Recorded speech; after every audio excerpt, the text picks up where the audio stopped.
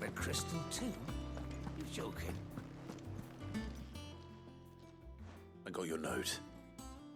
You think something's wrong with Torgal? So you can read. Congratulations. But I didn't say I were wrong with him. I said something weren't right. He's not been eating me treats. He used to love cracking the bones from Molly's boiled brown, but now he won't so much as look at them. Didn't like him. Which is why I'm of a mind that his mind's on something else. You've not been working him too hard, have you? No harder than usual. Is that it, boy? Do you need a rest? What was it you said he was? A frost wolf? That's what the lawsman seems to think. Then maybe this all has something to do with whatever it is that's woken inside him. I suppose things have been different since Rosalith. Perhaps Hippocrates knows something. Instead of everything, you mean? Perhaps.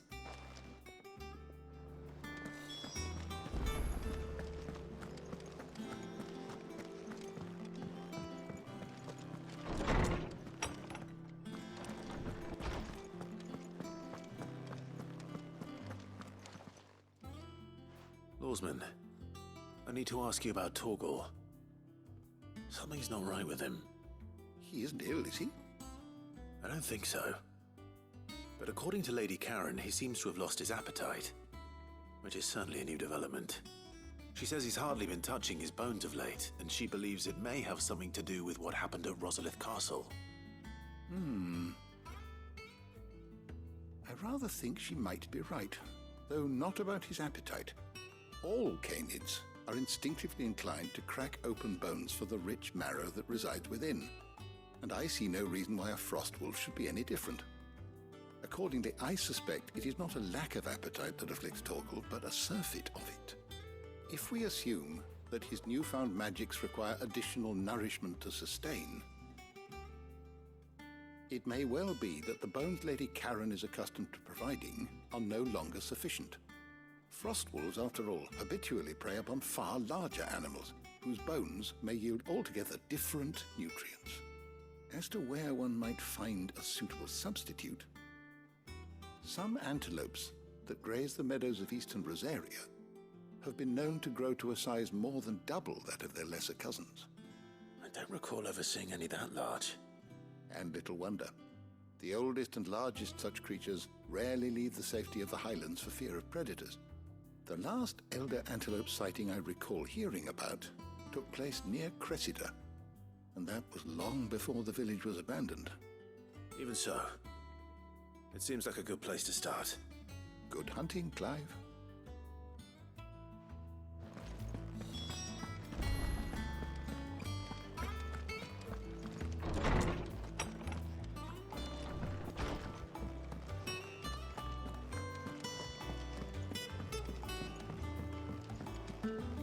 I don't know where Sid gets the energy.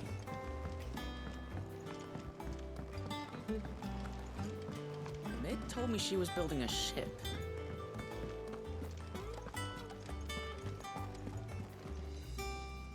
Clive, did you get my letter? That's why I'm here. Shh. Otto might be listening. Is this better? A little. Listen, I've some bad news. It turns out the hideaway may be slightly behind in its payment to certain lenders, and it may be my fault. But I swear to the goddess, I thought I had the numbers square. Sadly, that square turned out to be more of a circle. Zero, you might say. I can straighten it out, I swear, but it's going to take some time, and I'm going to need help keeping it from Otto. Bit late for that, I'd say. There you are! What a surprise! So let me get this straight. You forget to pay our lenders what they're due, and instead of coming straight to me, you get Clive to come to you. And I hope he'll dig you out of the hole you've dug for yourself. Clive, The man in charge of the place you've been cheerfully trying to bankrupt. And you thought this was a cunning plan. Why? Well, who needs paying? Oh, just Martha. And the dame. And, well, Lady Karen. But only 500 talents. We owe 3 of our most trusted friends 5 million gil. Each. 5 million. Each. They lent us the bulk of the money we used to rebuild the hideaway, you see, and, well, I must have made some sort of oversight. Those ledgers were my responsibility, and it was my decision to entrust them to you. This is my fault. Do we have that much to hand? I can always ask my uncle. No, we don't. And no, you won't. We've lightened Lord Rosfield's purse enough. After the king's ransom we had off him, he deserves better than to see our begging bowl. Besides, we'll need to learn to stand on our own if we're gonna make this work. All right. But that doesn't mean you have to shoulder the burden yourself. Is there anything I can do to help? There might be. How'd you fancy taking these to Martha and the dame? Rocks. Rocks, he says. Worth 1,000 talents apiece, these are. A little something Sid and I set aside for when times got lean. And I reckon 15 million in overdue debt probably qualifies. I just hope our associates' eyes are a bit more discerning than yours. I'm sure there will be. Should be me making the rounds, really. But you know how it is with this place. Orders to bark, arses to wipe and all that. I know. Which is why I don't mind going in your place. Go. Do you know why I only gave Master Clive here 2 star rubies? Because you'd rather Lady Karen killed me. Because I'd rather Lady Karen killed you. Yes. Well, I suppose this is goodbye then. Don't worry. I'm sure Karen will understand. Really? Do you think so? No, I don't.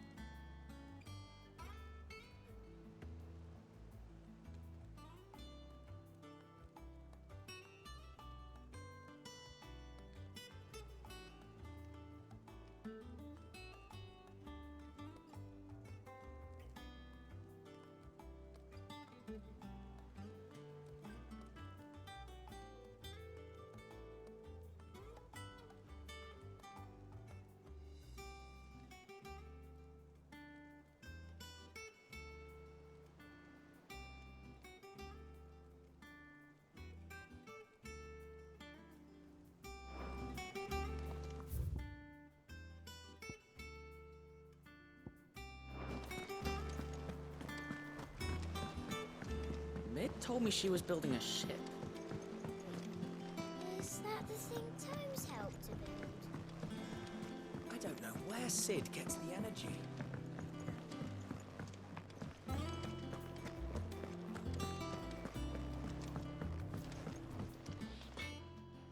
Blackthorn, do you have a moment? Not really, no. This won't take long. I just wanted to ask how you're getting on. August was worried about you, and you might still be doubting your craft, even after learning the trick of that cuirass. Is there something else weighing on your mind? Perhaps sharing your thoughts might help. That bastard's like a dog with a bone. Still, you've got a keen eye, I'll give him that. He's just, well, Karen showed me something. Something I've never seen before. And that was? A sword. An odd-looking thing with a single-edged blade. The metal itself wasn't anything to write home about, but fuck me, the edge on it.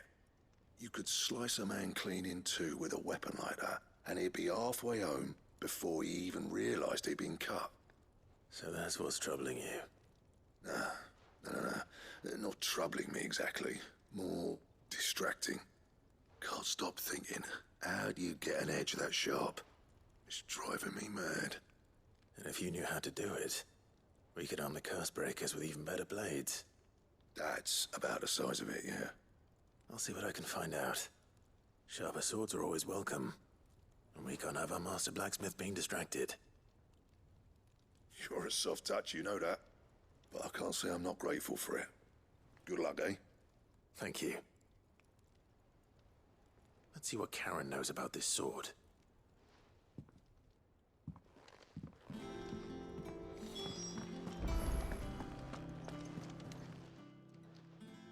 You're looking well, Karen.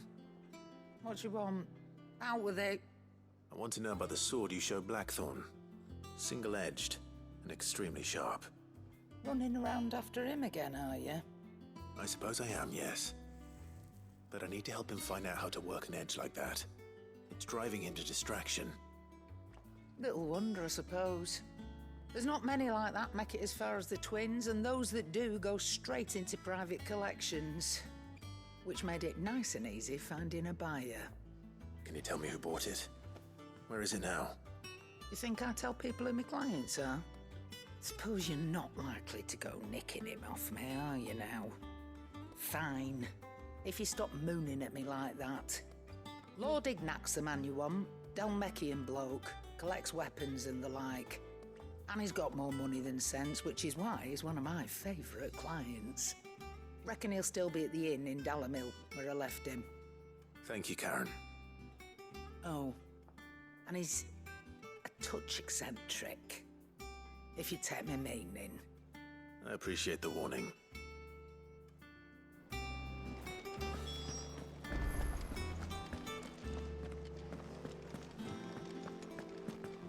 He cracked the crystal too. You're joking.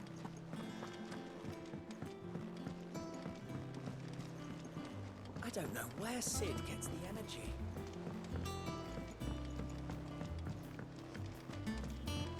Mid told me she was building a ship.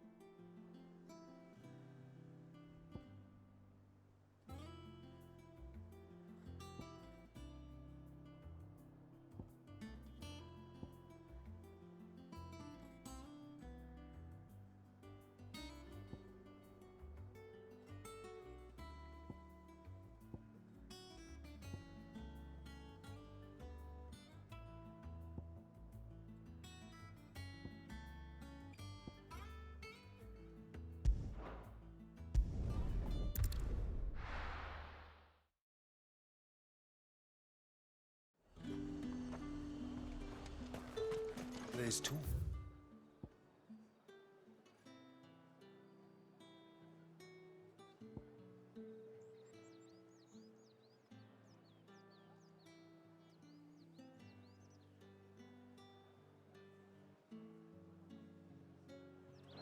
but the glass gate flooded.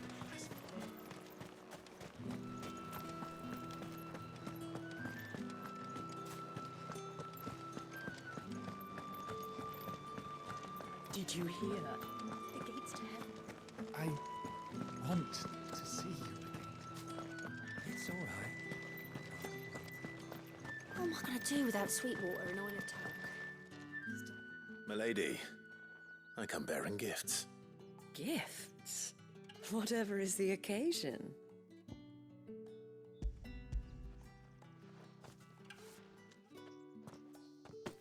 Oh my.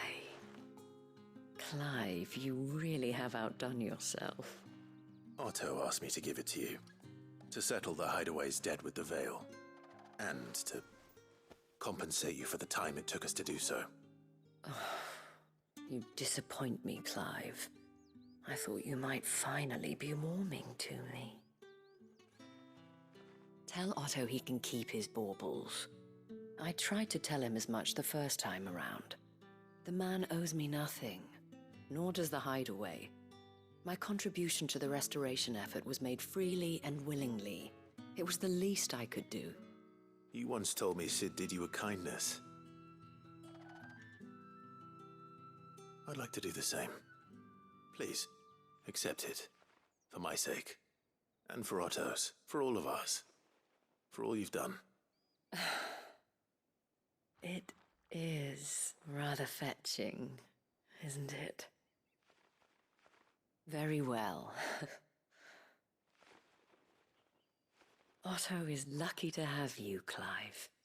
I doubt anything could ever replace his son. But you and the others at the Hideaway are the closest thing he has to family. Otto had a son. Long ago, yes. Sid told me Otto lost him when he was just a boy, and blamed himself for not being able to stop it. I don't know how it happened, whether there was anything he could have done, but it was clear that it weighed heavily on him. I didn't know. How could you have? I doubt anyone did. Besides Sid, I've never met a man more keen to bear his sorrows in stoic silence. An ill habit, given that both have always been surrounded by friends desperate to help them. I'm beginning to see that.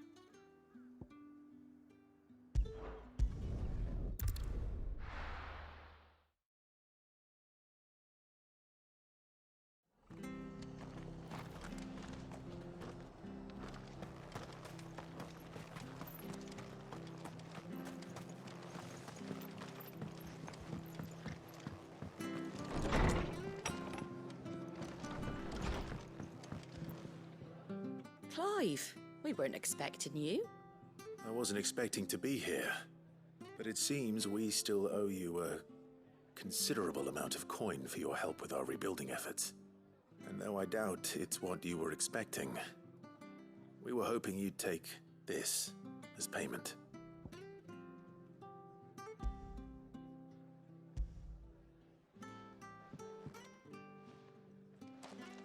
A star ruby? I can't accept this. It's worth at least twice what you owe me. More if you can find yourself the right buyer. Think of the difference as interest. Interest? If word got out I charged that much, no one would ever borrow from me again. Anyway, why are you the one here asking me about this? I'd have expected Otto. Bit much sending the Lord Marquis out to settle your debts, isn't it? The old goat working himself to death again? Something like that. Most days I think he's the only reason the hideaway's still standing. Same as always, eh? Back when the place was nothing but a twinkle in the eye of a recently retired Lord Commander, word is he was the first one Sid reached out to. Probably knew that without his strong arm and level head, the idea would never get off the ground. Sid may have been the face of the hideaway, but Otto's always been the backbone. And when Sid passed away, we were all worried that would be the end of it. That Otto would just give up. His death was hard on everyone. But it must have hit Otto hardest of all. But he didn't give up, did he? Quite the opposite, in fact. If I recall, he was the one who nominated you as Sid's replacement, and rallied the rest around you. I reckon what he saw in Sid, he saw in you too. And don't we all? Doesn't hurt that you're half as stubborn and twice as handsome, neither. That, and you keep good company. I suppose I do.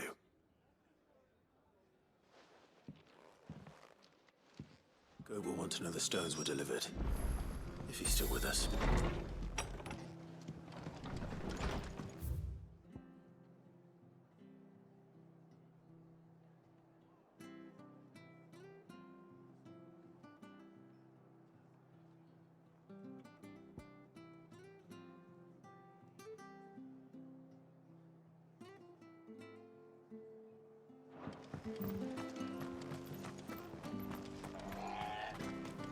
No use calling Ambrosia now.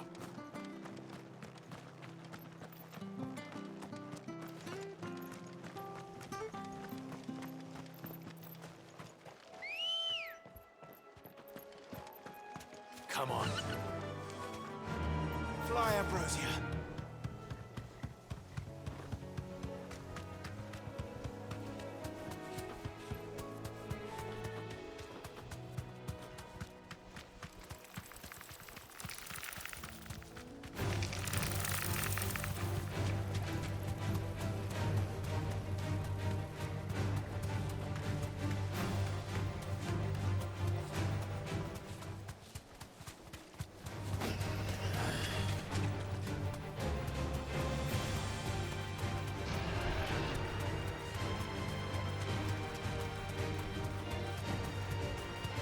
Certainly quiet. If I were a giant antelope, it would seem like just the place.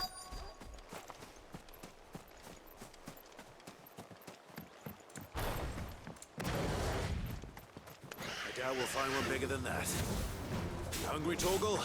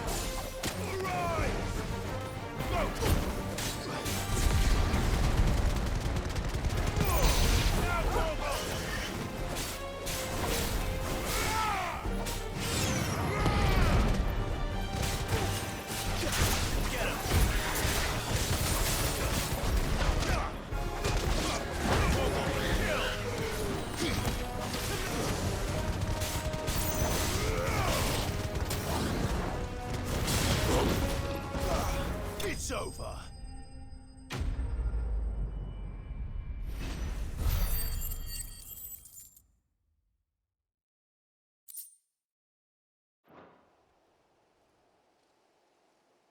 Now,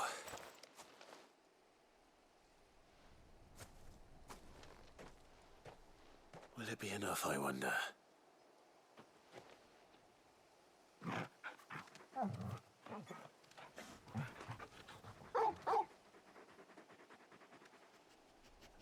I say that answers my question, which means we owe the lawsman our thanks. You're just a big puppy, aren't you? A very big puppy.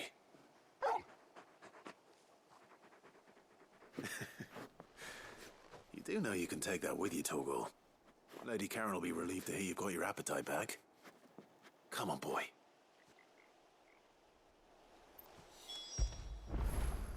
Get it, boy.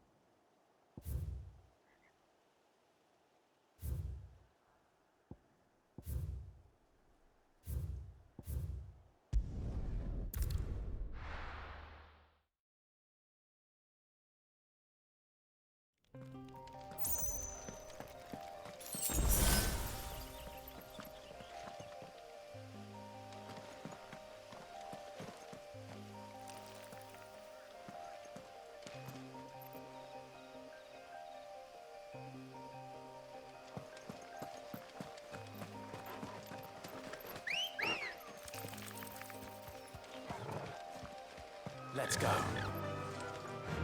Faster!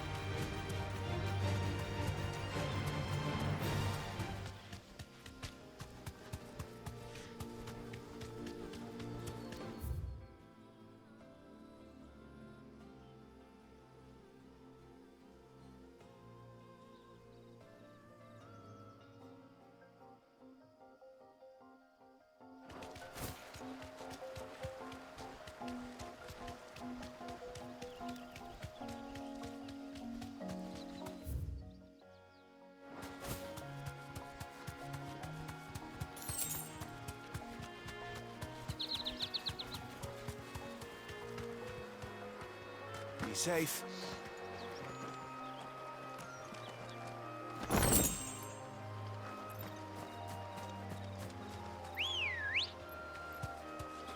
Come on.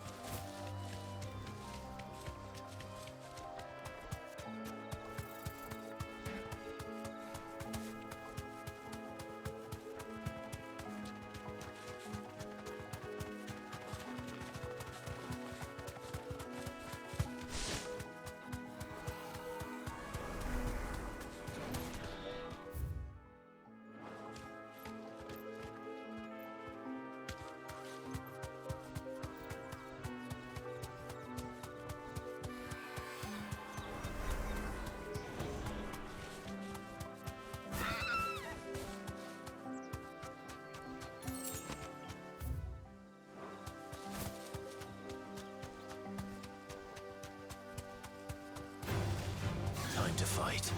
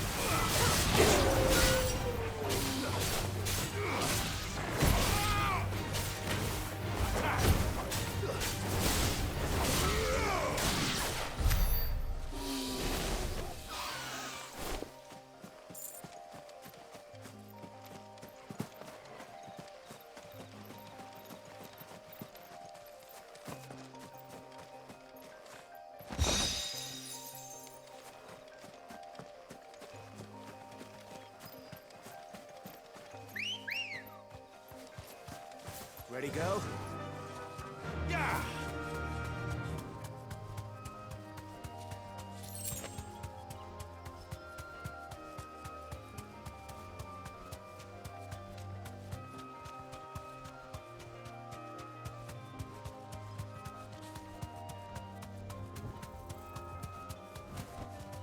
Thanks, girl.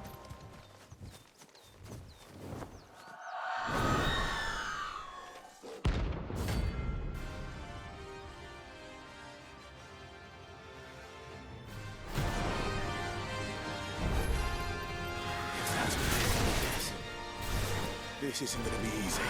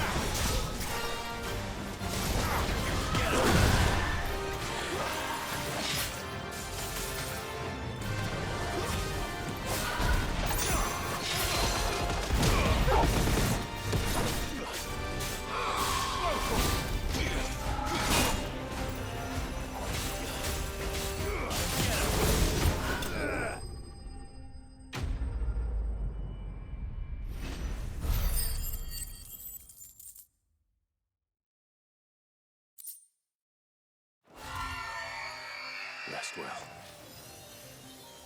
I know I will.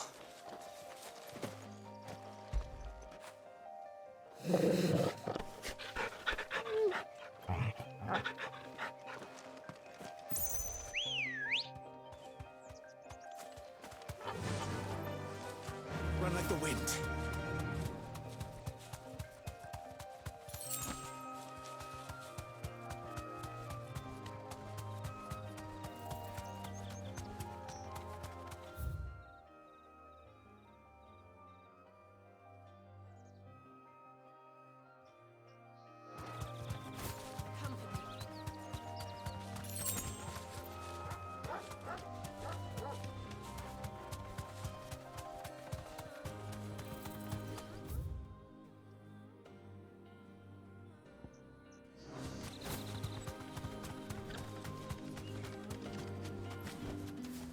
do, girl.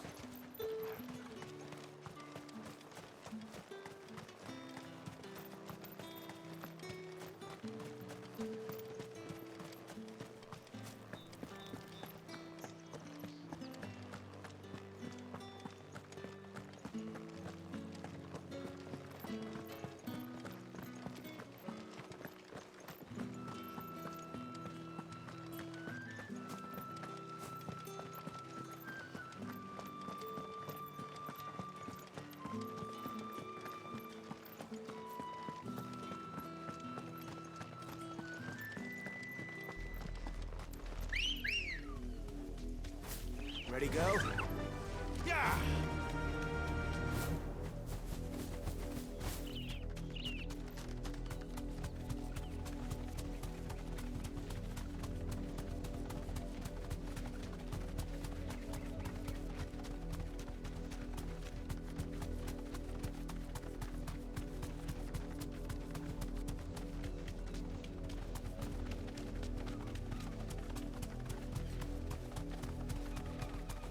Careful.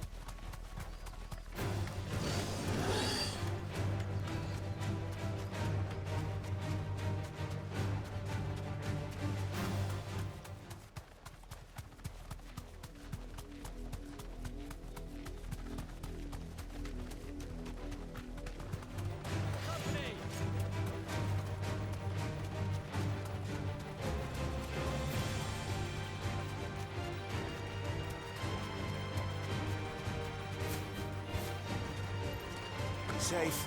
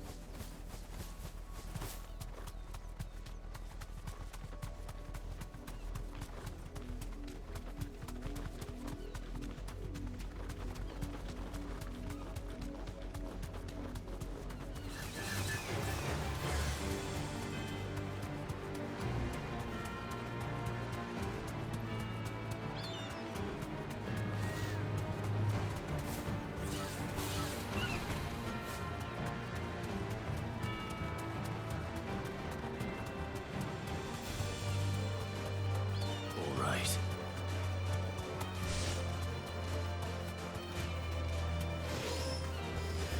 Thanks, girl.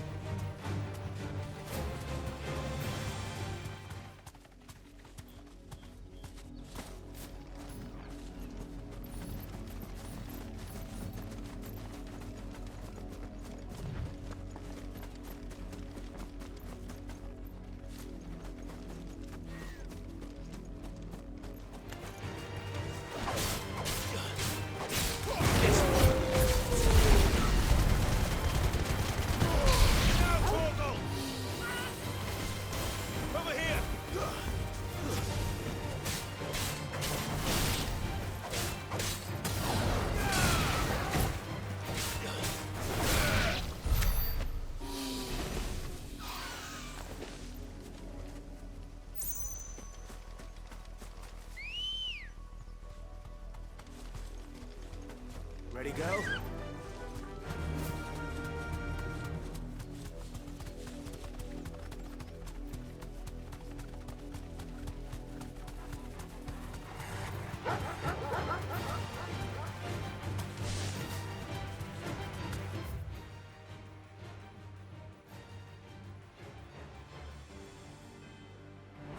I can walk from here.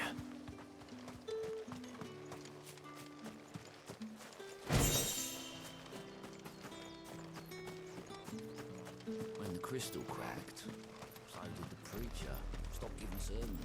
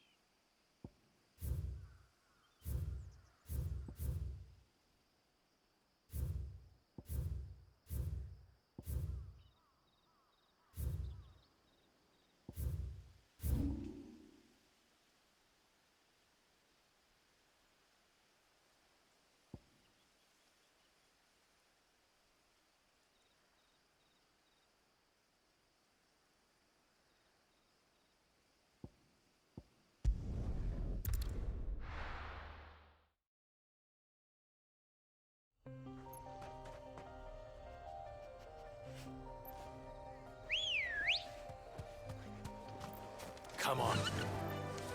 Run like the wind.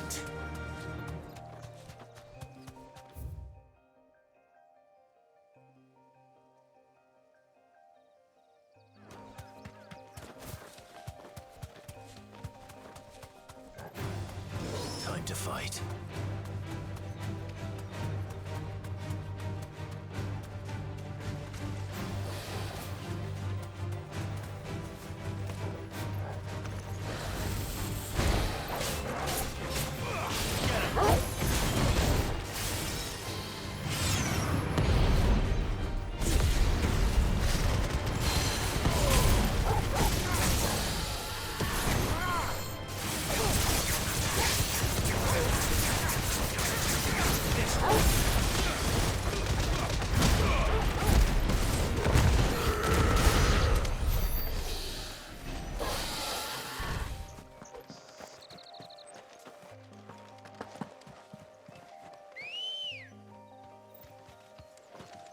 Ready, go?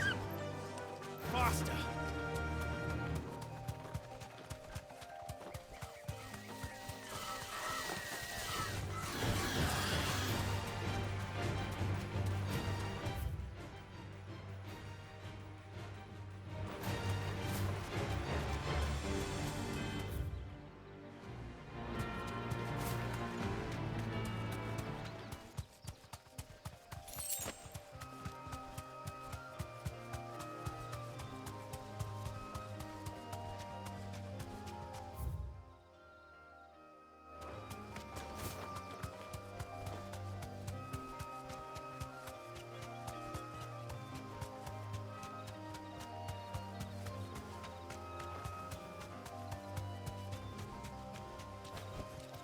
No need to ride from here.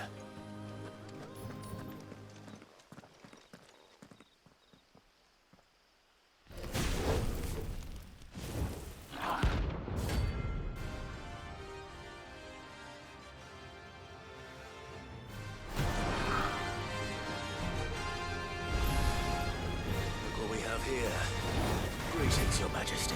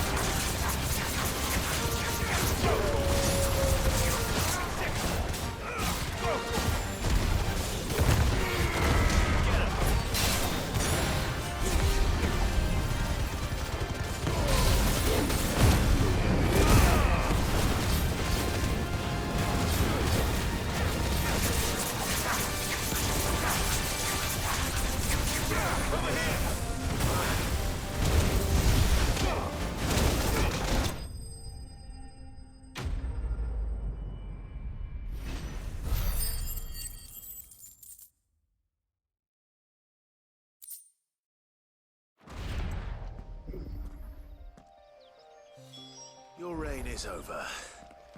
Now to collect the ash. I should... This looks like the stuff.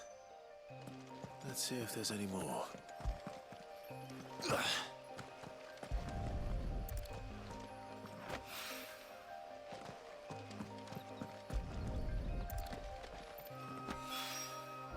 That should do it. If the wine needs more than this, he can fetch it himself.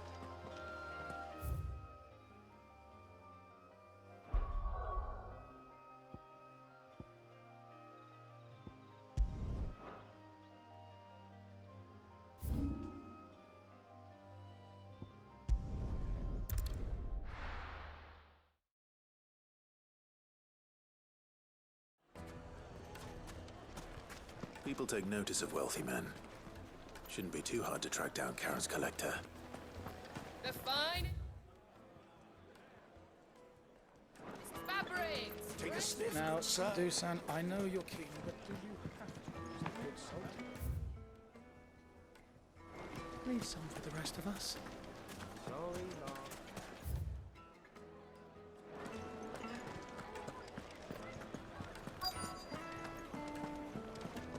St. Drake's fang. It's gone. Back again, are you? Any more trouble and you'll be barred for life, however deep your friend's pockets might. We don't know for sure. Welcome. If you're hoping for a bed, I'm afraid you'll have to look elsewhere. One of our wealthy patrons. My reputation will be ruined! Ruined! Calm yourself, Lord Ignac, I beg of you, before you do yourself a mischief. Pardon the intrusion, but... Out! Get out! I paid for these rooms so I wouldn't be disturbed. Leave me be! Please, allow me to apologize. His lordship is going through a difficult time, and he's never been fond of guests arriving unannounced. Radim! Get rid of the filthy oaf this instant! Very good, Lord Ignac. Would you mind stepping outside for a moment?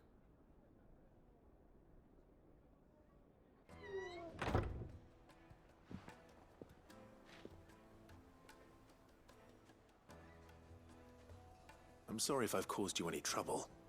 That? No. That's just how his lordship is. Though the morning's events have left him somewhat fractious. He has been dispossessed of his luggage, you see. The thieves also made away with a considerable amount of coin. Coin the innkeeper will soon be keen to collect. I don't suppose a certain blade was among the stolen items. A single-edged sword. It was purchased from a merchant friend of mine. Ah, you know Lady Karen? Yes, I'm afraid it was. Then I'll retrieve Lord Ignac's luggage. But I have one condition. You have but to state it. You are welcome to anything that is within my power to grant. I want an audience with Lord Ignac. A few minutes should be enough. Then I'll be on my way. A condition I would be a fool to refuse. Of course, you shall have your audience. I don't suppose you saw where the thieves went? I did not, no. Though some discreet inquiries made on his lordship's behalf mean that I know where you might find them. The bandit's bed. Every ill-gotten coin in Dalamil is said to pass through that disreputable corner of the Valcroy. And that's where I'm heading. I shall speak to Lord Ignac in your absence, and arrange for an audience upon your triumphant return. That will be very kind of you. Farewell, and best of luck.